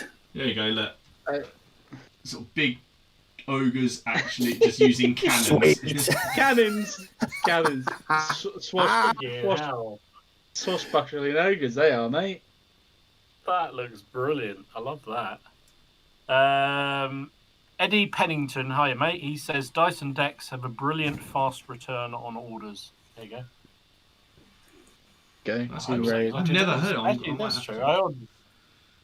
I ordered something from them on their Black Panther sale. I think I did in the end. I wonder if North Star I don't think are doing anything this year. I haven't seen anything. And North Star did a one-day sale selling 1812 figures for the new Muskets and Tomahawk supplement that's due out fairly soon. Oh yeah, I remember now. But that was it, as far as I've seen for them. Talking about sprue sales, I just have to ask you about this one. So I bought, this is Miniature, what is it called? Miniature War Games magazine, which is a really old magazine for those of you who've been around the hobby. It's been revamped and what have you. So I picked this up and it had a free sprue on it for this thing. It's one night. I don't know what size it is. Look at it. Bloody enormous thing. Yeah. It's a real That looks like 148. What game is it? What's that? 148. It's enormous.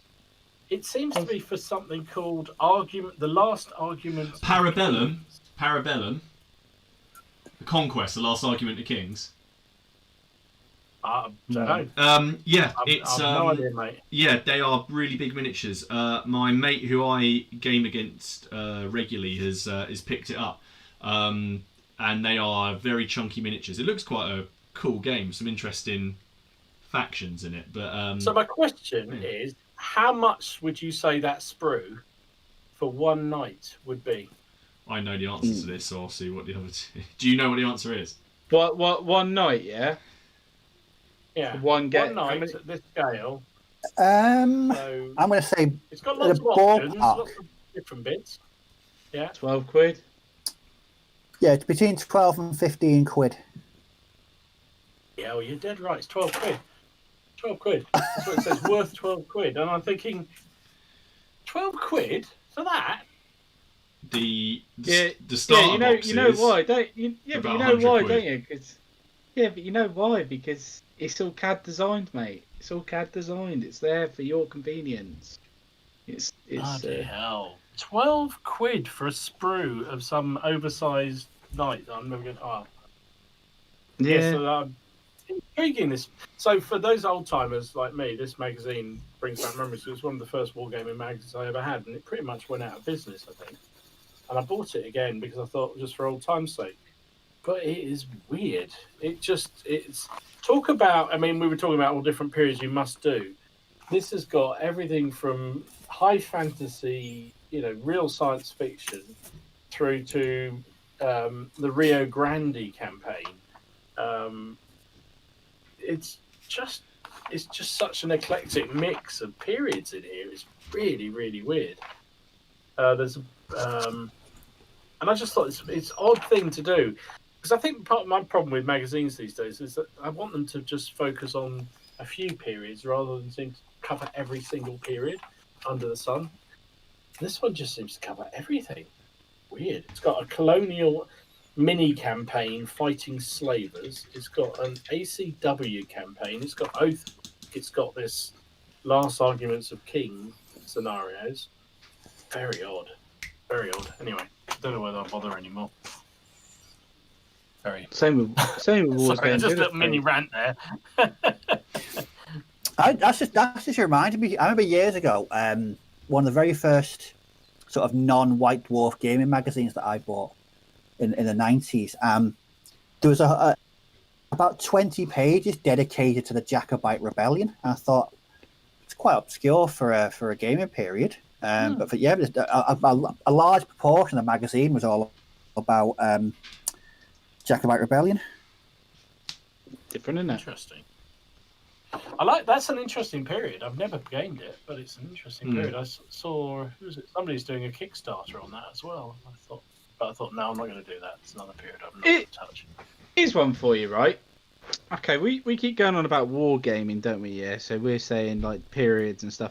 What about just factions? So like you could have like modern stuff of like I've seen, police versus bank robbers and stuff, like sort of games and bits and bobs like that, or you've got like Robin Hood and stuff like that, Sheriff of Nottingham, and not necessarily armies per se, or is that why you game? Is it armies, or would you consider doing different like smaller faction sort of games? So like specialists. So like I've seen ones where you've seen Brexit. There was a board game on Brexit. No, a miniatures game on Brexit. Salute. Did you see that when you went, Dom? Did you not see it? I don't remember that one. No. Based in Calais, like the border crossing, and the whole objective of the game is the protesters had to get their stop all. What was it? The protesters had to stop. It wasn't the immigrants. It was something else. It was like the border force from doing their job or something stupid like that. Honest to God, Google it and check it. It's actually quite a cool little game, and they've made a bespoke board for it. Honest to God, I'm not pulling your leg.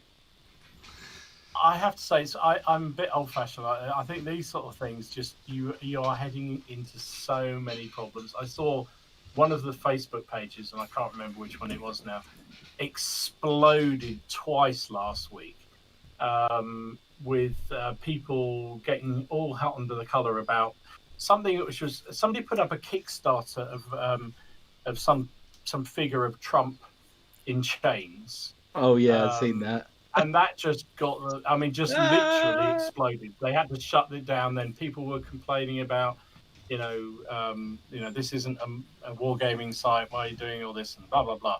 And the admins tried to protect it and said, it's a Kickstarter, it's a figure. That's what we're here for. Whether we, whatever. And they kind of calmed it down. And then somebody then put up, I have to say, one of the best things I've ever seen, which was an orc warrior with a standard with a cartoon of Trump on it in a real sort of orky kind of way. And he said, this is my standard bearer. It instills stubbornness and the right to ignore one dice roll a game or something like that. And it was just really, really well done. And again, this just whole thing just erupted into, it's like, and I just think anything that touches on politics, the Brexit thing, the Trump stuff in wargaming just doesn't. I just don't want to see it. Frankly, it just explodes into the whole. That's not what I come to play with little toy soldiers. I don't want real life getting in the way of that. Yeah, that's it, isn't it? I just found it fascinating. I just thought, who would think to do that? But they were the guys that did it were they come out and they said they're pro Remain. They were all the people who actually did it. They didn't believe in Brexit, but it's fair enough if they want to do it. They did it. It looked actually quite good. I'm not going to lie.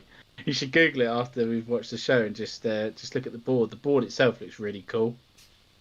But it's got the NHS. Do you know that bus on it?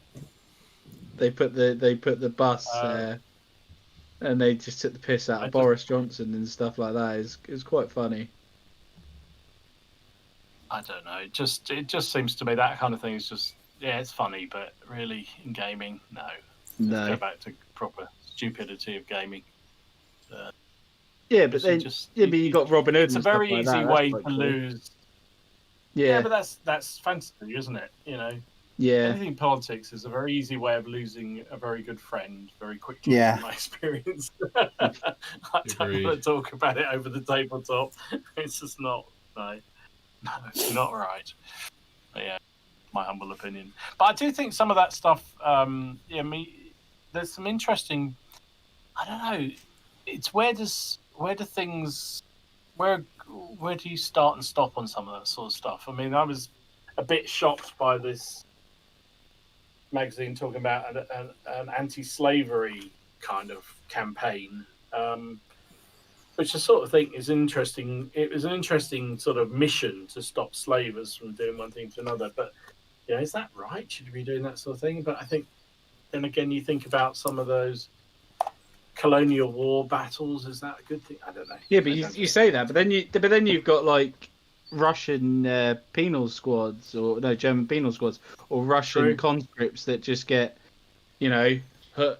running forward to the enemy with no weapon, and if they turn back, they get blown their head off by a commissar.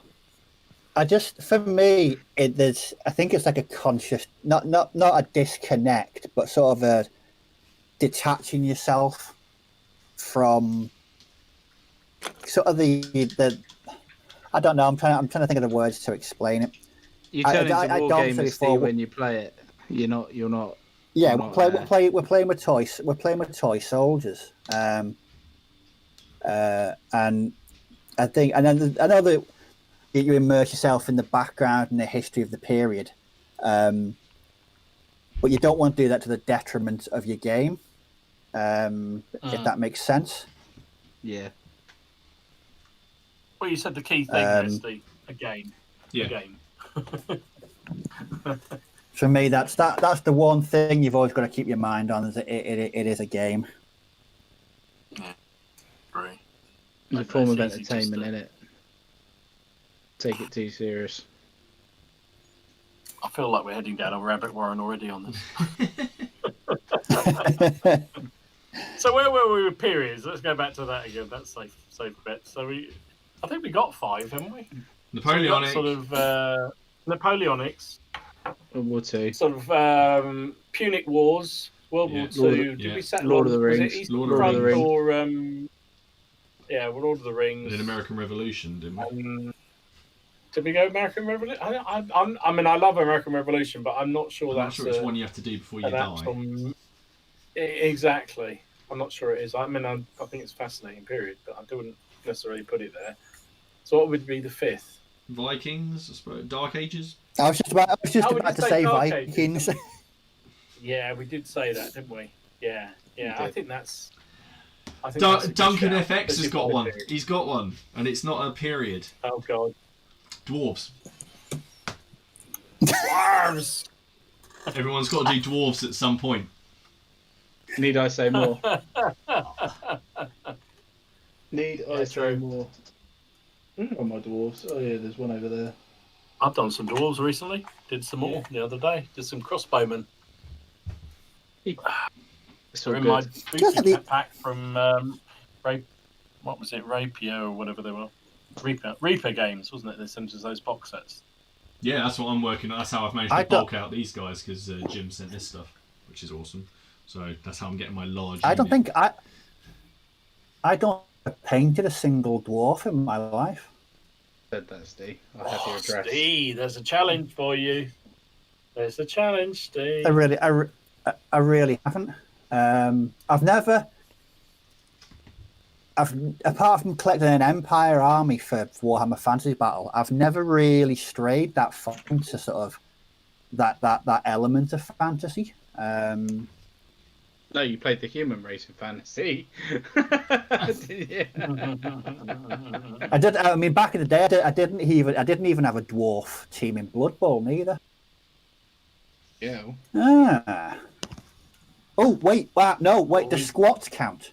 Yeah, they're just space dwarves. Yeah. Because I painted a squad of a squad of, before they got squatted. I painted a squad of 10 for original Rogue Trader. Many years ago. So I've painted space dwarfs, not fantasy dwarfs. That's the same thing. It's fine.